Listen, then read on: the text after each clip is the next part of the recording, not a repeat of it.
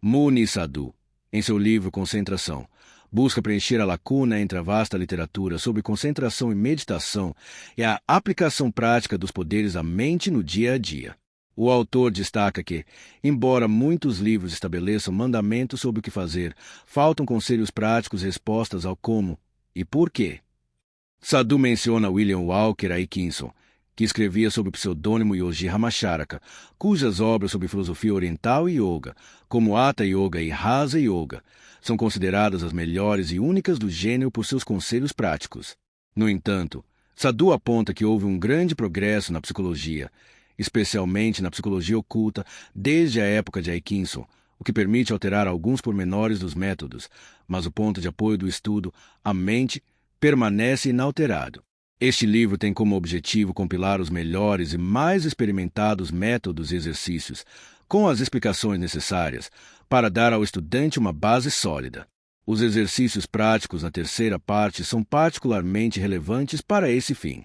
O livro é direcionado a dois tipos de leitores: o quase agnóstico que busca melhorar suas condições sociais através do poder mental, para quem apenas uma parte dos exercícios práticos será interessante, e o pesquisador de assuntos mais profundos, que estudará o livro por completo, buscando a sabedoria do ser como meta final. Para ambos, a condição primordial para o sucesso é a capacidade de raciocinar perfeitamente, transformando essa faculdade em um poder superior de cognição que refletirá a realidade do espírito imortal e ilimitado do homem. O autor enfatiza que este livro não se limita a nenhum sistema filosófico, extraindo técnicas e material livremente tanto do Oriente quanto do Ocidente, pois o conteúdo iniciático mais profundo das tradições é universal, apesar das diferenças externas. Capítulo 1. Prólogo e definições. 1h30 menos 3 horas. A palavra concentração vem do latim e significa ter um centro comum ou ser deslocado para um centro, uma ideia também expressa por convergência. Muni Sadhu pretende demonstrar como a mente humana pode ser concentrada para convergir. Ele reduzirá as explicações psicológicas e técnicas ao mínimo essencial para que o estudante compreenda o que está fazendo.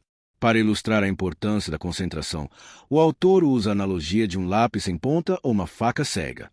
Assim como um lápis sem ponta não fura um papelão porque a força é dissipada, uma mente dispersa não é eficiente. A força aplicada em um único ponto é mais eficiente e parece maior do que quando aplicada em muitos pontos simultaneamente. Essa lei elementar é a base de todos os exercícios do livro. O objetivo não é aperfeiçoar instrumentos físicos, mas sim o uso correto da mente, um poder misterioso que se obtém apenas quando a mente está aguçada. Sadhu cita o Rishi Sri Ramana Maharshi.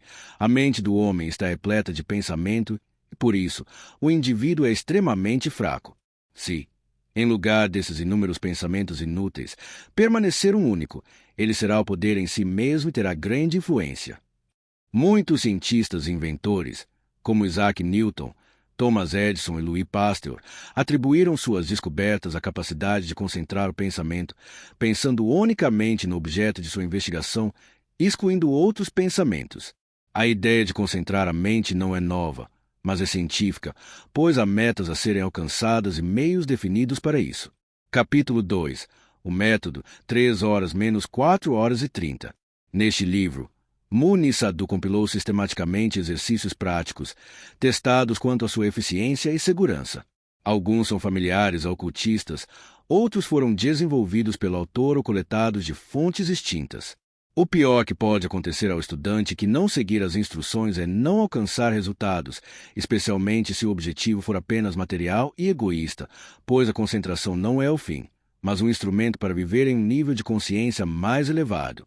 O método adota uma sequência gradual de exercícios, limitados ao número indispensável para evitar flutuações mentais, e nenhum detalhe deve ser omitido, pois sucesso depende da exatidão da execução. O iniciante não deve ler capítulos avançados sem dominar os anteriores, para evitar a curiosidade desnecessária e prejudicial que distrai a mente e impede o progresso. O objetivo deste trabalho é a liberdade e o equilíbrio internos, e um conhecimento mais real do próprio íntimo, algo que o homem leva consigo para a eternidade. É essencial moderar a curiosidade enquanto se trabalha para o que é perene. A conquista da concentração trará algo que resolverá os problemas mais difíceis da vida. Capítulo 3. A utilidade da concentração. 4h30 menos 6 horas.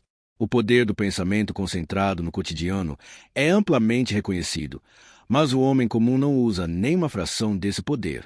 O autor desafia o leitor a explicar por que pensa de certa forma, de onde vêm os pensamentos se consegue pará-los à vontade. Se não há respostas, é preciso reconhecer que não somos senhores de nossa mente. Um dos principais objetivos deste estudo é acabar com essa condição indesejável. Controlar a mente significa ser capaz de ativá-la, regular sua velocidade e pará-la quando necessário.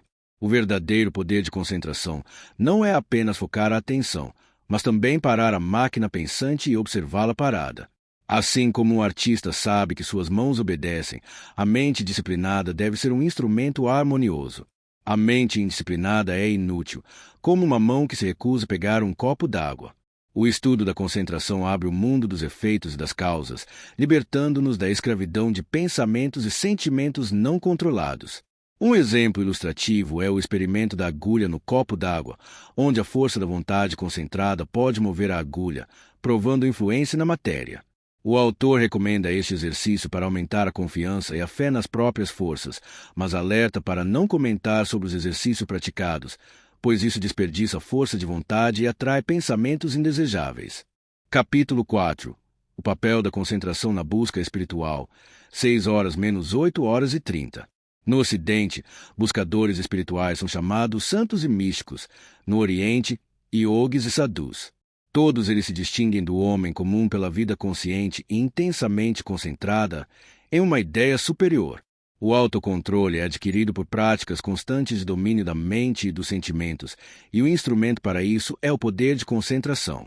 A Raja Yoga, ou Yoga mental, foca no controle da mente e suas funções, assumindo que o domínio da mente controlará a contraparte emocional.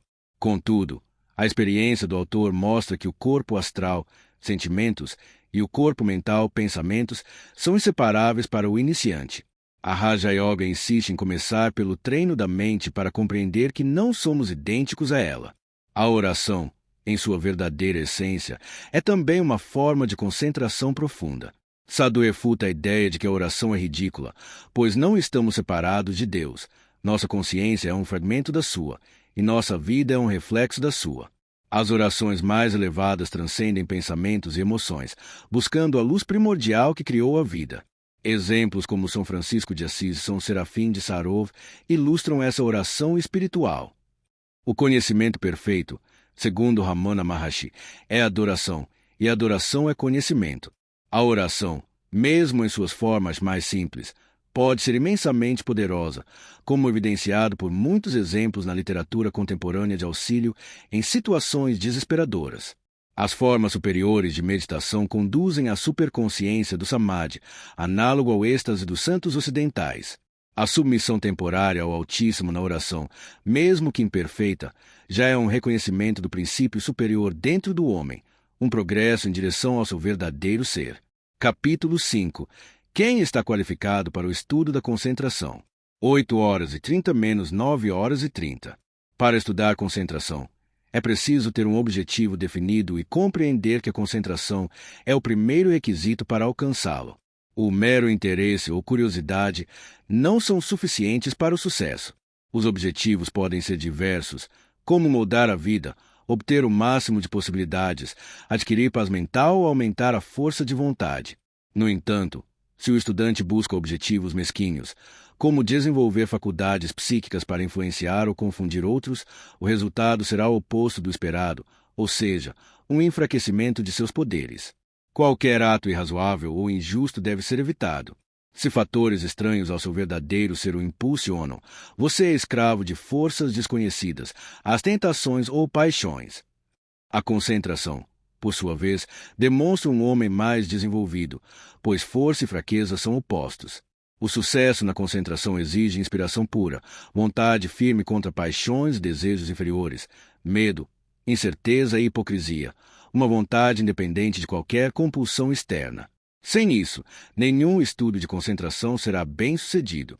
O autor compara a obtenção de um diploma universitário com a criação do poder de concentração, afirmando que esta última é mais difícil. A concentração não é uma panaceia. Deve haver uma atração interna para essa arte, e não apenas a expectativa de trabalho árduo. Ao final deste capítulo, o leitor deve ser capaz de analisar se está amadurecido o suficiente para este estudo. Se o coração impulsiona, deve obedecer. Capítulo 6. Condições para o sucesso, 9 horas e 30 menos 10 horas, 45. Algumas condições físicas podem influenciar o sucesso no estudo da concentração. Extrema fraqueza física por doença ou aborrecimento, bem como compromissos diários excessivos que não deixam tempo ou energia para exercícios, são obstáculos significativos. A falta de convicção íntima de que este trabalho abrirá uma vida nova e melhor também impede progresso. A condição psicológica adequada é reconhecer que você não é a mente, mas que ela deve ser sua serva, não seu amo. Como expressou Helena P. Blavatsky, a mente é boa serva, mas cruel senhor. O sucesso real na concentração significa compreender a natureza e origem da mente e transcendê-la, acessando um novo estado de consciência. A decisão firme é crucial, pois, uma vez frustrado, o estudante dificilmente retomará o estudo. É importante aceitar que a mente é inimiga de qualquer esforço para dominá-la e que seus interesses podem ser opostos aos do homem. A mente frequentemente recusa cooperar, usando desculpas como fadiga ou inquietação. O autor se beneficiou muito ao desenvolver a ideia de separação entre o homem e sua mente, o que seu mestre espiritual confirmou ser uma realidade. Capítulo 7. Conselho ao estudante, 10 horas 45 menos 12 horas. Muitas pessoas têm uma ideia errônea sobre a concentração, acreditando que a filiação a organizações ocultas ou a leitura de livros teóricos trará sucesso sem esforço. Sadhu critica aqueles que tentam praticar exercícios em poltrona ou enquanto tricotam, questionando que podem alcançar. A concentração é um trabalho sério e árduo, que exige toda a atenção e não apenas alguns minutos por dia. É mais difícil de adquirir do que um diploma universitário, e não se trata de apenas encher a mente com leitura ou resolver problemas já solucionados. O homem comum nasce sem esse poder, e este estudo exige que ele reforme sua natureza para criá-lo. É preciso começar os exercícios com prazer e vivo interesse, pois fazê-los como um dever enfadonho pouco adiantaria. A conquista da concentração exige esforço prolongado e não trará vantagens materiais, só honrarias imediatas. Deve haver algo profundo no ser que sugira a ideia de tal estudo. Embora a concentração não cure doenças físicas nem modifique o karma, seu domínio final dará a chave para uma nova consciência, revelando a realidade da vida e a separação do karma pessoal. O autoexame contínuo para saber se está progredindo rapidamente é um grande obstáculo, pois rouba a autoconfiança. O progresso maior é alcançado quando o exercício é executado tranquilamente, sem preocupação com erros. É preciso compreender que o trabalho em si é o principal, não as vãs deliberações da mente. A paz interior e a alegria vêm com a redução dos pensamentos febris. Parte 2. Preliminares e chaves psicológicas. Capítulo 8. Métodos orientais ou yoga, 12 horas menos 15 horas. Ao falar de concentração, naturalmente pensamos na tradição oriental ou yoga, mas o Ocidente também possui métodos para o mesmo fim. Na Raja Yoga, a mente é mais valorizada que o coração, com foco no controle da mente e suas funções. A suposição é que, dominando a mente, a contraparte emocional, corpo astral, será controlada. Porém, Sadhu argumenta que para o iniciante, os corpos astral e mental são inseparáveis. Ele ressalta a dificuldade de penetrar na origem da consciência, mas insiste que o treino da mente é o ponto de partida para entender que não somos idênticos a ela. Observa-se que, durante a concentração, a respiração se torna mais lenta e rítmica, podendo até cessar sem prejuízo. No entanto, a crença de que a respiração rítmica por si só leva à concentração ou ao samadhi é duvidosa e contradita pela experiência. Muitos hatha yogis com domínio da respiração estavam longe da concentração mental. Posturas, asanas e métodos de respiração, pranayamas, podem auxiliar, mas não são fatores decisivos. Apenas a força de vontade individual é o maior fator. A convicção de que uma certa postura ou respiração contribui para o exercício é útil, pois o hábito fará com que o exercício mental flua melhor. O autor relata ter descoberto que submeter o corpo a um choque súbito, como um banho gelado, ajuda a extinguir pensamentos persistentes e estimula a força de vontade, provocando uma sensação sutil de separação do corpo. O livro apresentará atividades práticas graduais, algumas semelhantes à yoga. Há exercícios baseados no treinamento da atenção visual, focar em um objeto, e a auditiva, repetir mantras como Om. A Yoga da Sabedoria, Jnana Yoga, exclui exercícios meticulosos da Raja Yoga e Hatha Yoga, focando a concentração no autoconhecimento, mas exige maior grau de concentração. Sadhu concorda que a Jnana Yoga só é possível após certo domínio da Raja Yoga e Hatha Yoga. Os métodos orientais de concentração iniciam com o domínio da mente e seguem com a purificação do coração. Sri Ramana Maharshi, mestre do caminho direto, oferece 2 caminhos para a realização: a autoinvestigação, Vichara, para descobrir o verdadeiro ser, ou a submissão ao Ser Supremo. Ambos levam à mesma realização, eliminando a ignorância primária e o sofrimento. Capítulo 9. Tradição ocidental, 15 horas menos 18 horas. Na tradição ocidental, a purificação moral e o sentimento devocional são priorizados antes da mente. O autor, ao estudar a vida de santos cristãos, percebeu que eles conheciam o valor da convergência da mente na realização espiritual tanto quanto os orientais. Os primeiros santos cristãos, vivendo isolados, praticavam orações contínuas, uma espécie de mantra, repetindo durante as horas de vigília. Eles enfrentavam visões e tentações terríveis, como as vividas por Santo Antônio, o Grande, que sabia que eram ilusões de sua própria mente. Sadhu destaca um exorcismo cristão que atraiu sua atenção por sua profundidade e poder, auxiliando na concentração. Essa oração, que Deus ressurja e seus inimigos desapareçam. Como a cera se derrete no fogo, como a fumaça é dispersada pelo vento, assim todos aqueles que odeiam o Senhor desapareçam de sua vista, e rejubilem-se os justos. É usada na Igreja Ortodoxa grega como guarda contra o mal e perturbações mentais. Sua eficácia reside na forte concentração e fé com que é empregada. Outro mantra-oração usado no cristianismo é Santo Deus, Santo e Poderoso, Santo e Imortal, concedei-me a vossa graça. São Serafim de Sarov, um grande santo russo, ensinava a repetição dessa oração milhares de vezes ao dia, combinada com exercícios de retenção do alento. Ele prometia maravilhoso bem-estar no coração e que a repetição se tornaria automática.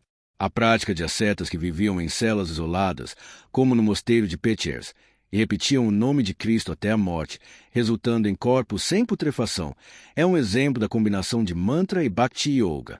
Sadhu menciona o milagre da cura do governador por São Serafim de Sarov como um exemplo de poder superfísico, atribuindo a cura à graça de Deus e não ao santo em si, que recusou qualquer louvor. No Ocidente, há ênfase na purificação do coração e na formação da base moral antes do domínio da mente, para evitar o abuso de poderes. Sadhu concorda que poderes psíquicos dificilmente se desenvolvem sem um padrão moral, e que o sofrimento é uma válvula de segurança contra o mal no ocultismo, limitando o desenvolvimento de magos negros. Sadhu discute o se diz poderes ocultos ou psíquicos, dividindo-os em voluntários, pressentimentos, sonhos de advertência, e voluntários, adquiridos por esforço. Sri Maharshi afirma que os siddhis pertencem ao reino da ilusão por exigirem dualidade, e que o poder espiritual da autorrealização é infinitamente maior. A busca de poderes ocultos como um fim em si é um erro que pode levar à criação de um ego poderoso. Aqueles que realmente buscam a realização espiritual, mesmo que manifestem poderes inconscientes, não os exibem. Sadhu critica a ideia de que yoga ou ocultismo curam todas as moléstias, apontando que autores desses métodos buscam a medicina oficial quando doentes e morrem na mesma idade que homens comuns. Ele afirma que as aflições físicas são lições necessárias e que a verdadeira cura ocorre quando a lição é aprendida e a causa do tormento é eliminada. Capítulo 10. Obstáculos e auxílios, 18 horas menos 20 horas.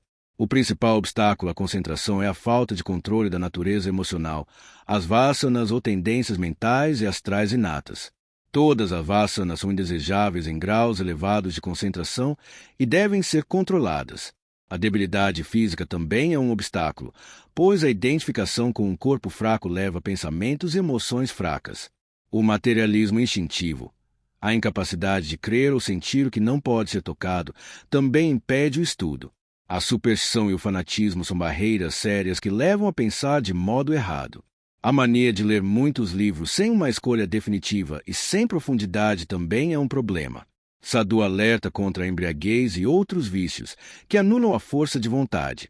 O nervosismo excessivo também deve ser tratado antes de iniciar o estudo. O autor enfatiza que a ausência de vícios e a presença de virtudes são os melhores auxílios. A capacidade de pensar tranquila e claramente sobre a vida humana é de valor excepcional. A leitura de obras inspiradas e o encontro com o verdadeiro mestre espiritual são auxílios reais. Capítulo 11. Atitude interna. A chave da realização. 20 horas menos 20 horas e 25. A chave de toda a realização está na capacidade de observar profundamente as coisas, sua sequência e relações conosco. Cristo chamou a isso verdade perfeita. Uma atitude positiva em relação ao trabalho de concentração é essencial. O autor compartilha sua própria experiência de confiança ilimitada no início de seu curso, que o levou a superar dificuldades, mesmo quando o objetivo final não estava claro. Ele ressalta que menos de um terço do livro é dedicado à parte técnica, enfatizando a importância da preparação e explanação adequadas. Capítulo 12. O que é a mente? 20 horas e 25 menos 21 horas e 30. Para Muni Sadhu, a mente pode ser definida por suas funções. Ele cita Ramana Maharshi: a mente é apenas um conjunto de pensamentos. Se você deixar de pensar, onde estará ela? Isso significa que o poder da mente se manifesta no ato de pensar, e que a mente não tem existência independente, sendo uma quantidade finita de pensamentos que pode ser controlada. Essencialmente, a mente é uma energia neutra que gosta de vibrar, seja com pensamentos bons ou maus. As vasanas, predisposições, atuam como filtros que permitem ou impedem a entrada de certas vibrações na consciência. A afirmação de Sankaracharya de que a mente é a causa da escravidão e da libertação é explicada pelo fato de que o homem pode separar-se da mente e selecionar seus próprios pensamentos. O conhecimento essencial da mente avançou muito no Oriente, especialmente na filosofia indiana, onde os mestres têm uma visão clara e concisa. A psicologia ocidental, por outro lado, está atrasada no conhecimento experimental da constituição da mente, pois a mente não pode descobrir a mente. Sadhu discute a relação entre o cérebro e a mente, observando que anomalias ou danos cerebrais podem afetar a capacidade mental, evidenciando que os planos mental e astral, embora sutis, dependem da matéria física para sua manifestação. A consciência do homem comum está limitada às atividades cerebro-mentais. A morte, que destrói o cérebro, rompe definitivamente o laço entre o corpo e o astral. O autor enfatiza que a sabedoria da independência da concha perecível deve ser obtida aqui e agora, pois a morte não traz conhecimento adicional. Capítulo 13. A consciência e seus aspectos, 21 horas e 30 menos 23 horas e 30. Muni e Sadhu explora os diferentes estados de consciência. O estado de vigília, já grato no hinduísmo, é quando estamos em contato com o mundo externo através dos 5 sentidos. A percepção dos acontecimentos está ligada aos sentidos físicos e ao mundo, sendo mutuamente interdependentes. O próximo estado é o de sonho, svapna, onde ainda há noção de eu e não eu, mas o mundo de vigília desaparece e as experiências são diferentes, com atividades impossíveis no estado de vigília. Sadhu ilustra com exemplos pessoais de sonhos influenciados por estímulos físicos, como sua gatinha no peito ou perfume de incenso. Ele destaca que, no sonho, não usamos os 5 sentidos, mas impressões entram na consciência. O terceiro estado é o misterioso sono sem sonhos, Fiti, que, embora não seja lembrado, demonstra a continuidade da existência. A iluminação desses pontos obscuros da consciência é possível através da ampliação dos poderes pela concentração, levando uma vida sem sensações e pensamentos.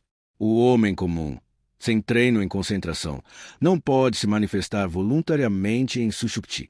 A meta da concentração é capacitar o estudante a passar conscientemente dos 3 estados inferiores, vigília, sonho e sono sem sonho, para o 4º estado, turiya, que é o cume e a meta final.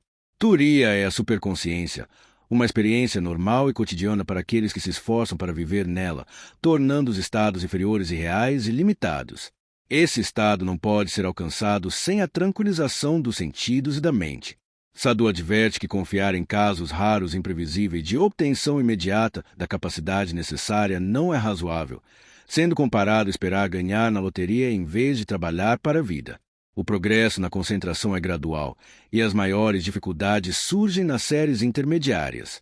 O campo da intuição deve ser atingido antes que o estudante se separe da concha mortal conscientemente. Capítulo 14. A Psicologia do Sucesso, 23h30, 26.2.00.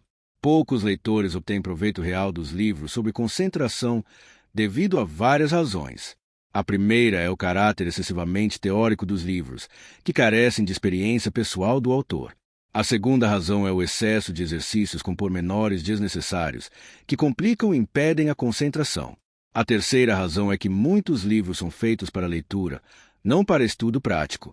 Um manual deve ser um todo harmonioso, guiando o estudante desde o início até os exercícios mais avançados. É preciso saber as dificuldades a serem encontradas, se distinguir o essencial do que pode ser omitido. A falta de explicações adequadas sobre a natureza do pensamento e a atitude correta também são causas de malogro. Sadhu apresenta preliminares e instruções introdutórias para a terceira parte, as técnicas.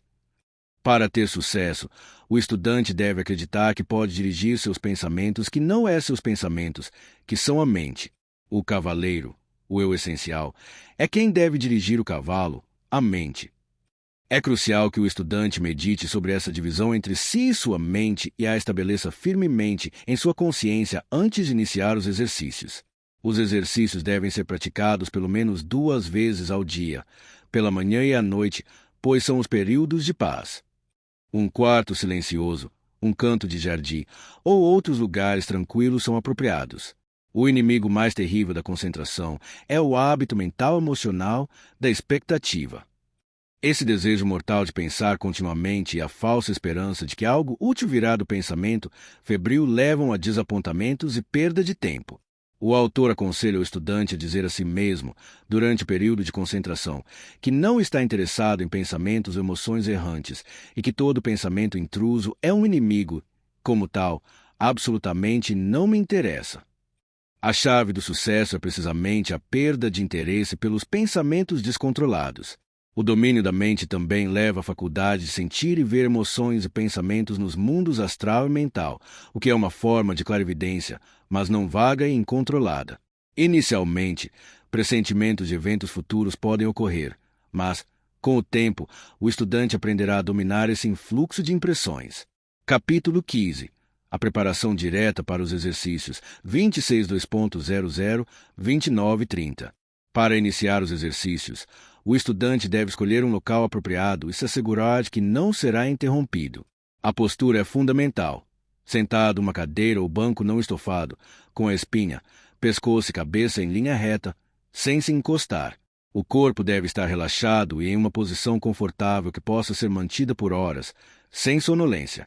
Sadhu desmistifica as asanas complicadas da yoga, afirmando que são desnecessárias, e cita Ramana Maharshi, que usava uma cadeira sem se preocupar com posturas complexas.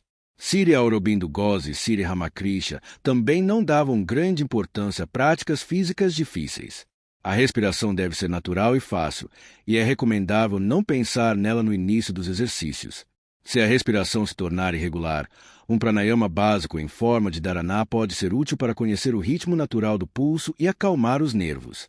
O ciclo de respiração, inalar, prender, exalar, pulmões vazios, deve ser contado até 4 pulsos em cada fase e repetido ritmicamente ou usando a sílaba OM. O pranayama pode ser intensificado com o uso de cores mentalizadas. Rosa, avermelhado e alaranjado estimulam e purificam. Verde e azul auxiliam o relaxamento e diminuem a ansiedade. Amarelo é um estímulo mais sutil, e violeta purifica e eleva o espírito. Branco é a síntese de todas as cores e é usado nos exercícios finais. As cores devem ser imaginadas como um fluido brilhante que penetra e sai pelas narinas junto com o ar, sem verbalização. É importante observar um horário determinado para os exercícios, pois a mente se habitua a repetir atividades nos mesmos horários. Em 1 ou 2 semanas, o magnetismo peculiar ao tempo começará a ajudar, tornando os exercícios mais fáceis e agradáveis. Estudantes avançados se tornam independentes de horários especiais. No entanto, não se deve praticar enquanto dirige, para evitar acidentes. Qualquer mudança brusca nos hábitos é desnecessária. Álcool e fumo excessivo enfraquecem a força de vontade e podem prejudicar o cérebro, que é a parte mais afetada na concentração. A liberdade relativa dos pensamentos é um resultado, não um meio. Para auxiliar o estado astral, o som pode ser usado. Melodias agradáveis ou inspiradoras, como canções ou sinfonias, podem acalmar e elevar os sentimentos. O estudante deve escolher uma ou duas músicas que o alegrem e reproduzi-las mentalmente ou murmurá-las quando se sentir deprimido ou antes dos exercícios. Isso substitui condições astrais mórbidas por estados agradáveis. A mente também pode ser limpa com frases inspiradoras de mestres como Cristo, Buda ou Sankaracharya, trocando pensamentos inúteis por raios de sabedoria. Um treino geral da mente é aconselhável antes dos exercícios numerados. As viagens mentais consistem em memorizar objetos em um quarto, depois fechar os olhos e reproduzir mentalmente o trajeto, visualizando tudo o que foi visto, sem verbalizar. A chave do sucesso é a paciência, repetindo o exercício até que a imagem mental seja clara. Gradualmente, a viagem pode ser estendida para além do quarto e pela rua, memorizando objetos acima de 30 centímetros. A força de vontade é essencial e pode ser desenvolvida controlando impulsos, sentimentos e palavras na vida diária. Suprimir palavras desnecessárias ou emoções automáticas, como o estremecimento ao ouvir um apito, carrega a bateria interna, aumentando a força.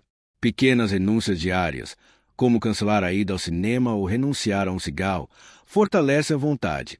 Os ascetas, com sua renúncia quase completa, tornaram-se independentes de influências externas e obtiveram grande poder. Sacrificar o temporal para conquistar o imperecível não é um mau negócio. Capítulo 16, primeira série, Exercícios Elementares, 29:30, 32:2.00.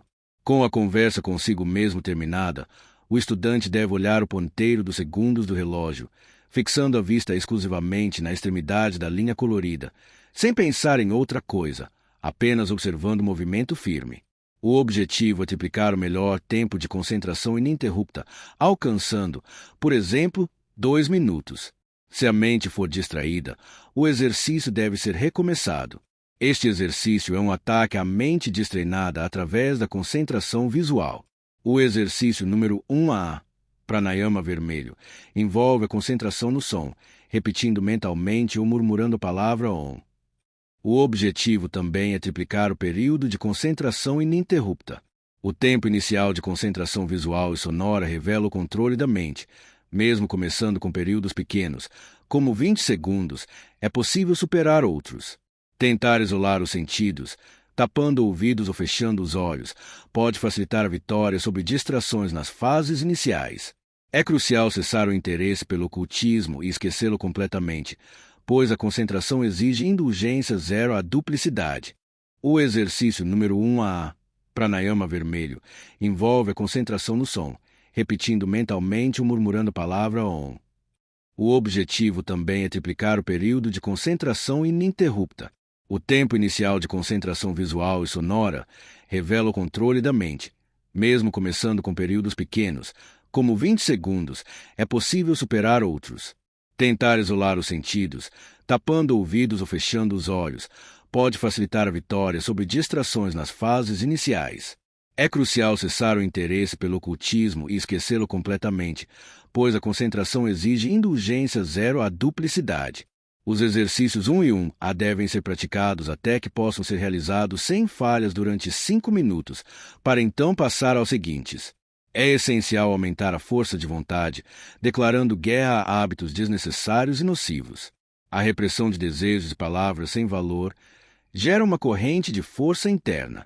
Embora a libertação total de vícios não seja uma condição absoluta para o sucesso, ela facilita o progresso.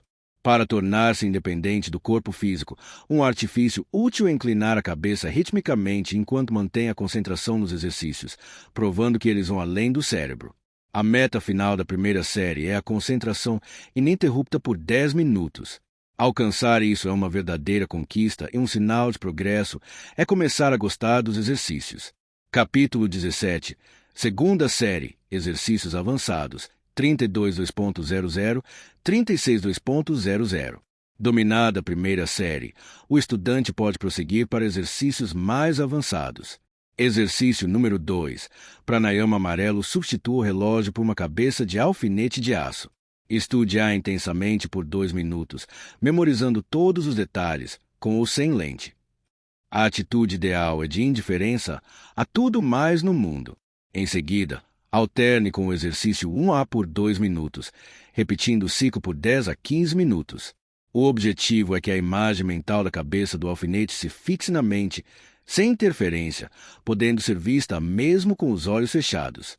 Aumente gradualmente o tempo de observação e visualização mental para 10 minutos. Sadhu enfatiza que o tempo de execução dos exercícios varia para cada pessoa, sendo prejudicial estabelecer um cronograma fixo. O sucesso rápido inicial não garante trabalho subsequente. A única regra exequível é nunca passar ao exercício seguinte antes que o precedente esteja perfeitamente dominado. Exercício número 2A. Pranayama alaranjado semelhante ao exercício 2. Este envolve a repetição mental da sílaba Om, contando as vezes pronunciadas. O tempo livre deve ser ocupado com essa repetição, e o número de repetições deve ser anotado diariamente. Ao atingir mais de 5.000 repetições diárias, o exercício 2A pode ser dispensado das sessões de manhã e noite, dedicando mais tempo ao exercício 2.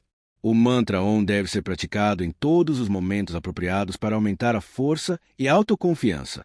Aditamento a Pranayama azul para fortalecer o corpo físico e harmonizar as atividades astromentais. Pratique a ação acumuladora solar. De frente para o Sol, com os braços estendidos e as palmas das mãos abertas, imagine a energia solar sendo acumulada nelas, fluindo pelos dedos para o corpo, magnetizando. Repita 7 vezes, pensando unicamente no que foi prescrito. Este exercício influencia o corpo físico, o astro mental e a mente, promovendo destemor, otimismo, autoconfiança e paz. A fé e a concentração são cruciais para mover e dirigir essas energias. Aditamento B. Pranayama verde. Esta prática visa desenvolver a intuição, a parte intuitiva mais elevada da consciência. Realize à noite, em local adequado, de frente para a lua, na fase crescente. Fite o disco prateado imaginando como fonte de vibrações que fluem para seus olhos, e então leve as mãos à testa, visualizando a intuição, sabedoria sem pensamento, fluindo para o corpo. Este exercício também compreende 7 ciclos. Se não houver atração especial por A e B no começo, não os pratique. Eles se tornarão obrigatórios após o domínio do capítulo 19. Muni Sadhu recomenda manter um diário para registrar o tempo gasto em cada exercício e o progresso. Ele ressalta que exercícios simplificados e eficientes, com explicações indispensáveis, produzem resultados, enquanto métodos complicados e teóricos levam à frustração. A experiência de primeira mão é crucial no ocultismo, assim como em qualquer campo. Capítulo 18, terceira série, Exercícios Avançados, 36.2.00, 43.30. Nesta série, o limite de tempo para os exercícios anteriores, 1, 1A, 2 e 2A, é de 10 minutos de concentração ininterrupta. Se esse objetivo for alcançado por 2 semanas, o estudante pode avançar. Exercício número 3, Pranayama amarelo após a preparação e um breve Pranayama. Observe intensamente a cabeça do alfinete por 1 ou 2 minutos. Então, com os olhos fechados, visualize a cabeça do alfinete de todos os lados simultaneamente, como se estivesse em um campo de visão extenso. O autor prefere colocar a cabeça do alfinete em escuridão total a 50 centímetros dos olhos fechados. Multiplique o máximo de tempo de concentração ininterrupta por 3 para definir a meta, e então amplie para 5 e 10 minutos. Após a consolidação, o uso de tampões nos ouvidos deve cessar. Exercício número 3A. Pranayama alaranjado. Este exercício é tecnicamente igual ao número 3, mas feito de olhos abertos. O estudante deve dirigir a vista para o espaço, sem interesse no mundo visível, e imaginar a cabeça do alfinete de todos os lados. A recompensa por sua execução é a capacidade de dirigir a atenção, mente, para o que desejar, envolvendo tudo na consciência visual. Este exercício, se dominado, leva à compreensão de que o mundo só existe realmente enquanto nossos sentidos estão voltados para ele. Sadhu explica meios de autodefesa contra pensamentos intrusos, sejam eles do espaço ou enviados por inteligências inimigas. A mente humana não pode abrigar 2 ou mais pensamentos simultaneamente. A defesa natural consiste em escolher um pensamento e mantê-lo, não deixando espaço para outros. Santos ocidentais usaram orações breves ou frases sagradas, e ocultistas usam mantras para ocupar a mente. Esses métodos são eficientes contra invasores ocasionais, mas a dificuldade surge em repelir pensamentos fortes enviados por mentes poderosas. A fé vigorosa em Deus ou na origem superior dos mantras torna-os infalíveis. O segundo meio natural de proteção, o abandono completo da consciência mental e a passagem para o quarto estado, superconsciência sem pensamento, é privilégio de mestres espirituais. Os meios artificiais de defesa incluem a aura ou armadura astral. Sua eficiência é limitada, mas pode proteger contra pensamentos inferiores ligados a sentimentos.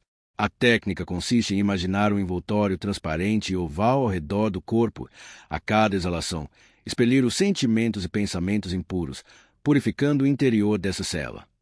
É crucial visualizar o envoltório como impenetrável e destruí-lo ao final do exercício, invertendo o processo, para não perder o controle de seus componentes. Sadhu, pessoalmente, prefere desenvolver o desinteresse por tudo que não seja seu estudo. Outro meio artificial é o oral, que envolve a repetição rítmica de uma frase curta com significado elevado, como o aforismo de um mestre espiritual ou um hino sacro. O objetivo é que, ao estar absorto na frase, a mente se feche para outros pensamentos. Um método eficaz para quem busca controle mental para fins utilitários é abater pensamentos intrusos com um enérgico não mental. Quanto mais se pratica, maior o controle. Capítulo 19, quarta série, 4330, 4730. Esta série avança do controle elementar para formas de concentração ativa e passiva. A concentração ativa é o pensamento ininterrupto sobre uma simples imagem mental, sem palavras. A concentração passiva é limpar a mente de todos os pensamentos e emoções. Exercício número 4. Pranayama vermelho. Feche os olhos e mentalize um disco branco, 25 a 30 centímetros de diâmetro, girando rapidamente sobre um fundo preto imóvel, a cerca de 60 centímetros à sua frente. Imagine que a força que o faz girar vem de seus olhos. O objetivo é manter a visão ininterrupta por 10 minutos, sem pensamentos ou esquecimento. Exercício número 4A. Pranayama vermelho. Desenvolva o exercício 4 diminuindo o diâmetro do disco em 3 centímetros a cada sessão, até que se reduza a um ponto branco. O tempo de visualização do disco deve ser de 10 minutos. Este é um dos exercícios mais importantes para observar o próprio desenvolvimento e perspectivas futuras. Exercício número 5. Pranayama verde. Após dominar o pontinho branco, visualize apenas o fundo preto, sem o disco ou ponto, por 10 minutos, em completo silêncio mental. Se bem executado, a consciência se separará das influências exteriores. O estudante estará consciente, mas de uma maneira diferente do estado de vigília comum. Exercício número 5A. Pranayama verde. Repita o exercício 5, mas de olhos abertos. Fixe a vista no espaço sem alvo definido e imagine o fundo preto com o disco girando. O objetivo é manter 10 minutos de contemplação silenciosa. Exercício número 6. Pranayama verde. Repetição do exercício 5A, mas com os ouvidos abertos. A dificuldade está em criar disco de diversos tamanhos sem fechar os olhos. Exercício número 6A. Pranayama verde. Continue o exercício 6, fixando o pontinho branco e gradualmente aumentando para um disco de 3 e depois 30 centímetros, contemplando o processo de mudança de tamanho. O estudante deve analisar-se para identificar e eliminar quaisquer obstáculos restantes, como impulsos ou preguiça. A execução desses exercícios prova que a percepção sensorial pode ser controlada pela vontade e pela atenção. Essa atenção determina a percepção ou não percepção do ambiente nos planos físico, astral e mental. Quando plenamente desenvolvida, essa capacidade levará o estudante para além do sono e da morte. A destruição do cérebro não extinguirá a consciência naqueles que entraram em contato com essa luz. O poder de concentração, quando aplicado à vida cotidiana, dá uma imensa vantagem, permitindo compreender e solucionar problemas de forma mais eficiente. Para solucionar um problema, o estudante deve sentar-se, excluir pensamentos e permitir que apenas o problema apareça na consciência, observando de todos os ângulos até a solução surgir. Capítulo 20, quinta série, exercício finais, 4730, 55.2.00. Exercício número 7, pranayama amarelo ou verde claro. Retome o fundo negro por esforço da vontade. Torne sua cor gradualmente mais clara, passando de cinza escuro para transparente como água, até não haver mais cor definida. O objetivo é ver o espaço infinito e insondável sem formas ou pensamentos verbalizados. Este exercício pode abrir as portas da verdadeira meditação. Exercício número 7A. Pranayama amarelo ou verde claro, repetição do exercício anterior, mas de olhos abertos, em qualquer ambiente, exceto em situações perigosas como dirigir. O objetivo é controlar as funções do corpo externo, andar, comer, trabalhar, conversar, enquanto uma nova consciência silenciosa e ininterrupta permanece desperta e separada, permitindo que o estudante observe sua personalidade, ego, desapaixonadamente, sabendo que não são idênticos.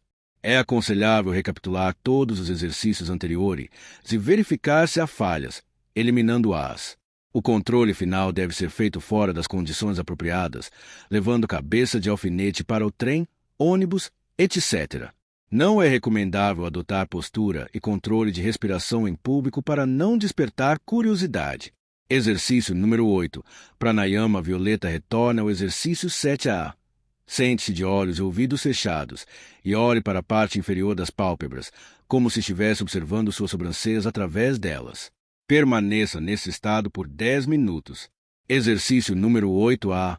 Pranayama violeta repetição do exercício 8, mas de olhos e ouvidos abertos. Quando a concentração é forte, nada é visto ou ouvido, mesmo com os sentidos abertos. Sadhu adverte para não prestar atenção a impressões visuais ou sonoras que possam surgir, como assobios, murmúrios ou luzes, pois são irreais e distrações da mente subconsciente ou do mundo astro-mental. Ele cita Santo Antônio Serafim de Sarov, que afirmavam que tais aparições são ilusórias e impotentes, atuando apenas pelo medo que o homem permite. A hostilidade a essas visões é confirmada por santos cristãos. A fé e o sinal da cruz são armas infalíveis contra visões duvidosas. Sadhu menciona a vida de São João de Vianney, que existiu ataques terríveis de forças do mal que se manifestavam fisicamente em sua casa, mas que ele via como ilusões. Exercício número 9. Pranayama branco cristal com os sentidos retirados do mundo exterior. Imagine o infinito insondável incolor e transparente, não apenas diante do olho mental, mas envolvendo completamente o estudante. Expanda o eu ou a consciência em todas as direções e dimensões, partindo do centro entre as sobrancelhas, além do corpo, quarto, casa, cidade, país e planeta, sem parar, para não cair de volta. Essa expansão leva à consciência pura, um estado de samadhi, onde todas as lembranças da Terra desaparecem. Exercício número 9A. Pranayama branco cristal, outra versão do exercício 9, mas começando a expansão com os sentidos desimpedidos. É útil imaginar a consciência centralizada em algum ponto dentro do cérebro para auxiliar a expansão. Ramana Maharshi adverte contra fixar a mente entre as sobrancelhas para evitar o medo, aconselhando focar apenas no ser. Esses exercícios finais, se praticados em toda parte e em todas as circunstâncias, levam o ser a ficar inabalável em sua felicidade, não afetado pelos movimentos do corpo. Capítulo 21. No limiar da meditação, 55.2.00, 1 hora. Após completar com sucesso as 5 séries de exercícios, o estudante deve estar em condições de colher os frutos de seu árduo trabalho. Ele já pode concentrar a atenção em qualquer coisa, sob quaisquer condições, sem ser perturbado por pensamentos ou emoções. O esforço espiritual e o alcance da meta final não indicam obtusidade mental, mas sim o contrário. O sábio possui inteligência incomparável, que usa apenas quando necessário. A mente, agora refinada e fortalecida, deve fazer surgir a última pergunta: a quem ocorreu fazer todo este trabalho de concentração? A resposta a essa pergunta trará a paz suprema, o reino do céu, o paranirvana, ou a realização do ser no homem. O verdadeiro eu, que não é a personalidade ego-temporária, ainda precisa ser descoberto pela verdadeira meditação.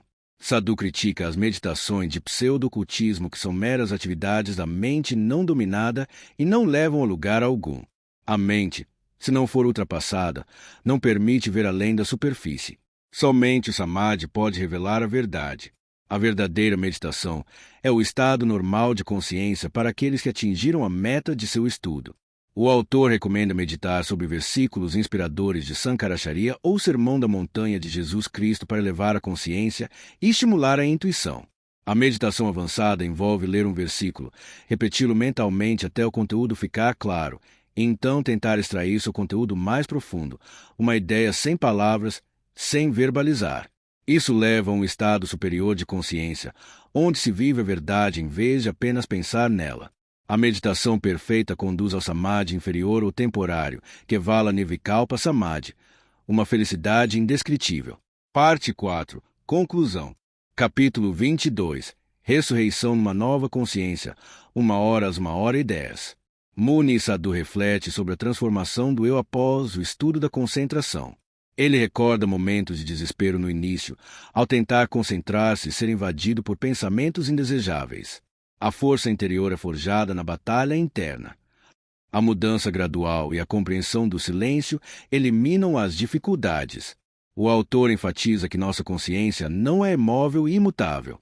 A estagnação é comparável à água de um lago sem nova fonte. O progresso espiritual não é adicionar algo, mas rejeitar os véus que encobrem a plenitude da sabedoria do eu espírito, Ayman. Essa ilusão do mundo aparente é o que os hindus chamam de Maya. Quanto mais sábio e melhor o homem se torna, menos necessidades e limitações terá. O apego a coisas visíveis é ilógico, pois são véus que empanam a luz do Atman. O homem que se apega a muitas coisas terá muitas preocupações. A ressurreição em uma nova consciência significa libertação de apegos. O estudante que dominou os exercícios de dissolução de sentimentos e pensamentos, 8 e 8a, e de projeção no infinito, 9 e 9a, sabe que está além de seu mundo comum. O conhecimento intuitivo da contraparte inferior do homem é como o renascimento ou despertar do sono da morte. A verdadeira meditação é o meio para rejeitar o mundo exterior como irreal e viver em um plano mais elevado, onde a vida é consciência pura. Eu sou. Essa afirmação, que não pode ser compreendida literalmente, é o caminho para a ressurreição. A nova consciência faz desaparecer as ideias de aqui e lá, passado e futuro. No Samadhi, o homem atinge o status espiritual e a consciência cósmica sem morrer fisicamente. A vida se torna mais harmoniosa com a meditação verdadeira, manifestando paz interior e firmeza. A influência espiritual de um mestre perfeito é incomparável. Sadhu relata sua própria experiência de ceticismo que foi desfeita pela verdade espiritual do mestre, que não pode ser apresentada em palavras, mas sim experimentada através do silêncio. O autor praticou rigorosamente os exercícios de concentração e meditação, alcançando momentos de paz perfeita, mas reconheceu que sem um mestre não poderia haver caminho direto para a meta suprema. A capacidade de refrear a mente na presença do Guru pode ser decisiva para receber a iniciação no silêncio. A pureza de coração é essencial. Inveja, ódio, cobiça, ciúme, desejos inferiores e orgulho são obstáculos. Forças invisíveis se opõem ao progresso humano, enviando tentações. Sadhu afirma que o mal é a ausência do bem e da verdade. A esperança de progresso e felicidade eterna existe apenas do lado direito das coisas. A espiritualização do homem não é um processo misterioso, mas uma clareza de consciência intensificada pela liberdade interior, conquistada pelo domínio da mente. O medo da insuficiente manifestação de vida é um obstáculo que impede muitos aspirantes de avançar, mas é infundado. O processo de ressurreição não traz perigo à vida terrena, ao contrário de práticas ocultistas insensatas.